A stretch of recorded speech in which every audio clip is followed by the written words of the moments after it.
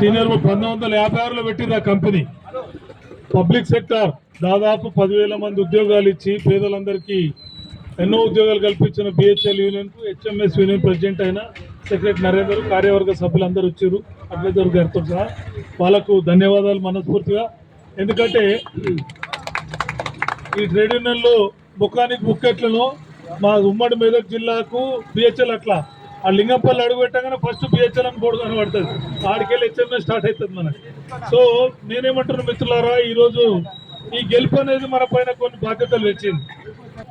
బాబాసాహెబ్ అంబేద్కర్ గారి దగ్గరికి యూనియన్ గెలుపును అంకితం ఇస్తూ మనం ఇక్కడ పూలదండ వేసి ఇక్కడ మనం ప్రమాణం చేసి ముందుకోవాలి. ఎందుకు అనుకున్నామంటే ఈ భారతదేశం లోపల దాదాపు 5,000 సంవత్సరాల చరిత్ర నుంచి ఈ సమాజంలో ఉన్న పేదలు బాగుపడాలని గౌతమ బుద్ధుడు యజ్ఞ యాగాదులు నిషేధించి మనిషి భుజం మీద ఉన్న కానిని పశువు మీదకి మార్చిండు గౌతమ బుద్ధుడు జీవితకాలం అంతా పోరాడి.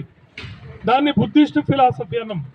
దాన్ని పూలే గారు సతీ సాగమనము, ఆడవాళ్ళు చదిపోతే అసలు మొత్తం హక్కులు లేకుండా ఉన్న మూఢాచారాలపై యుద్ధం ప్రకటించి జీవితకాలం ఒక 10 పుస్తకాలు రాసి భార్యాభర్తలు ఇద్దరు పేదల కోసం పనిచేసి ఒకవేళ భర్త చనిపోతే చితిలెత్తి చంపేసే ఆచారాన్ని తప్పుపట్టి ఆ పిల్లలను పెంచి వాళ్ళకి విద్యా బోధనలు నేర్పించి డాక్టర్లు చేసి ఆ డాక్టర్లు పేదలకు పిలేకు వ్యాధి వస్తే చికిత్స చేస్తూ చనిపోయిన మహనీయులు సావిత్రిబాయి, జ్యోతిరావు పూలే.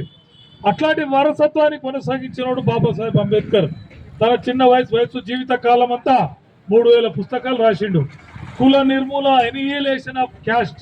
అసలు కులం ఎట్లా పుట్టింది ఈ వ్యవస్థలో, అసలు ఈ వ్యవస్థ ఎట్లుండాలి, దీని గురించి ఆరాటపడి తన జీవిత కాలం అంతా అధ్యయనం చేసి కేవలం మీరు ఒక చరిత్ర, దేశ నాయకుల చరిత్ర చూస్తే గాంధీ గారి దగ్గర 3 పుస్తకాలు ఉన్నాయి, నెహ్రూ ఇందిరమ్మ దగ్గర 2 పుస్తకాలు తండ్రి రాసినవి ఉన్నాయి తప్ప ఇంకోటి లేదు. నెహ్రూ గారు జీవిత అంత ఆత్మకథ రాసుకున్నాడు, 3 పుస్తకాలు తప్ప రాయలేడు. కానీ మహనీయుడు 3,000 పుస్తకాలు రాసిండు. అంటే ఎంత రాసి ఉంటాడు, ఎంత కష్టపడతాడు. నేను రాసిన ఒక 2-3 పుస్తకాలు రాసిన ఎంత కష్టం అనేది దానిలో అర్థమవుతుంది. ఆ సామాజిక ప్రజల జీవితాన్ని ఓన్ చేసుకున్నాడు, తన జీవితమే దాన్ని అంకితం చేసుకున్నాడు కాబట్టి అవి రాయగలిగాడు. ఇవాళ ఏమంటుందంటే ఈ జీవితంలో ఈ కార్మికుల యొక్క హక్కులు సాధన లోపల మనకు హెచ్ఎంఎస్ అనేది ఆయన మార్గంలో కొన్ని బాధ్యతలు పెట్టి ఇవాళ లెజిస్లేషన్, ఎగ్జిక్యూషన్, జ్యుడిషియర్లో ఈ హెల్ప్ ఇంజనీరింగ్ ఇంట్రడక్షన్ మీటింగ్ లోపల లెటర్ డ్రాప్ చేసుకొని వస్తాం. హెచ్ఎంఎస్ వాళ్ళు 40 మంది గెలిపించారు.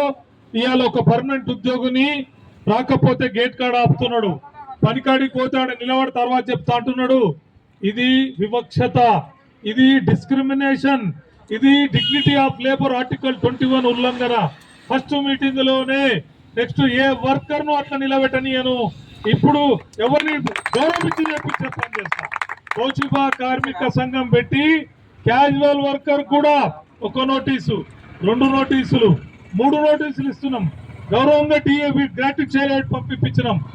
మొత్తము హైకోర్టు దాకా తీసుకెళ్లి రెగ్యులేషన్ 350 మంది సాధించినాం. నేనేమంటున్నంటే మహనీయుడు తన జీవితంలో రాజ్యాంగంలో చెప్పిండు, democracy is the pillar of this constitution. ప్రజాస్వామ్యయుతంగా పనిచేయడమే రాజ్యాంగం నిలబడతాయని చెప్పిండు. కాబట్టి హెచ్ఎంఎస్ యూనియన్ కార్యవర్గ సభ్యులకు నేను కూడా ప్రజాస్వామ్యాన్ని మనం గౌరవించాలి. వ్యక్తి పూజ అనేది తాత్కాలికమే, ప్రజాస్వామ్య పద్ధతిని పాటించాలి. ఖచ్చితంగా ఇమ్మీడియట్ గా ఇంట్రడక్షన్ మీటింగ్ తర్వాత హెచ్ఎంఎస్ ఆధ్వర్యం లోపల ఇప్పటిదాకా బయట పెడుతున్నారు. మీ ఫ్యాక్టరీ లోపలనే కార్మికుల జనరల్ బాడీ పెడతా, ఆ జనరల్ బాడీలో అందరూ చెప్పేటి ఆ జనరల్ బాడీ మీటింగ్ లో ఓన్లీ హెచ్ఎంఎస్ వాళ్ళు ఉండరు, అందరు కార్మికులు పిలుస్తాం. మనం అందరు కార్మికుల అభిప్రాయాలు విని ఒక చార్టర్ ఆఫ్ డిమాండ్ తయారు చేసి ఇవాళ ప్రధానంగా మనకు చాలా వర్కర్లు వాళ్ళ మీటింగ్ లో బాధ్యత పెట్టారు. సార్ మెడికల్ పాలసీ లేదు, ఏంటి అన్యాయం, 40,000 50,000 అంటున్నాయని చెప్పి బాధపడుతున్నారు. అట్లాగే రిటైర్మెంట్ తర్వాత శంకర్ గారు ఇలా మా పెద్ద మనిషి శంకర్రావు సారు గ్రాట్యుటీ తప్పికి ₹1 లేదని బాధపడుతున్నాడు. దానికి పరిష్కార మార్గం తేవాల్సిన గురుతరమైన బాధ్యత మన పైన ఉన్నది.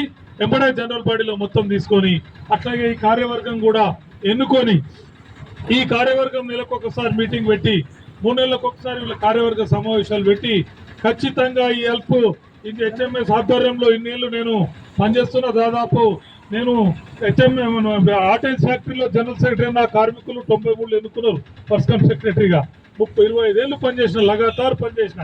పనిచేసినాక చెప్పిన నేను ప్రైవేట్ కార్మికులకు పనిచేయాలని 10 ఏళ్ళు అయింది బయటకు వచ్చి 2014 వచ్చిన 2014 నుంచి పనిచేస్తూ 18 యూనియన్లు స్థాపించిన ఇప్పటి వరకు 150,000 మంది మెంబర్షిప్ హెచ్ఎంఎస్ చేసిన ఇంకా ఈ ప్రయాణం కొనసాగిస్తా.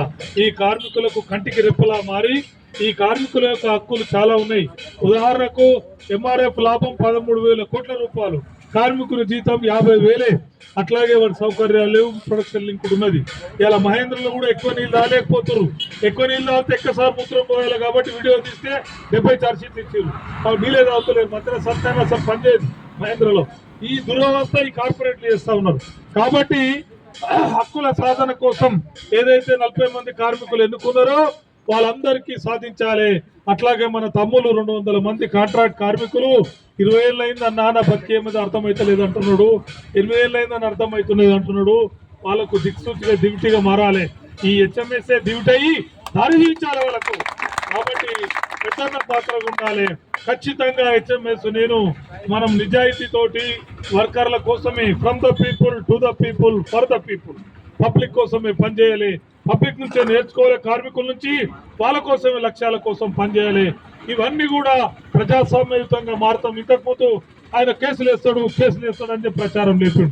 కేసులు తోషిబా కంపెనీలో యుద్ధం చేసిన 52 గంటలు ఉపవాసం ఉన్న 10 రోజులు సమ్మె చేయించిన ఆయన హక్కులు వచ్చినాయి. ట్రాన్స్పోర్ట్, టీ షర్టు, మనకు షూ, సాక్స్, ట్రాన్స్పోర్ట్, క్యాంటీన్, అట్లా 25,000 జీతం ఇవ్వాలి. వాళ్ళకి వచ్చినాక రెగ్యులరైజేషన్ చేయాలనుకో అంటే అప్పుడు మనిషికి 200 రూపాయలు ఇచ్చి 50,000 రూపాయలు ఇచ్చి ఈసారి కేసు విడిపించలేదంటే అప్పుడే కేసు నాకు పిచ్చిలేసిన అయ్యా.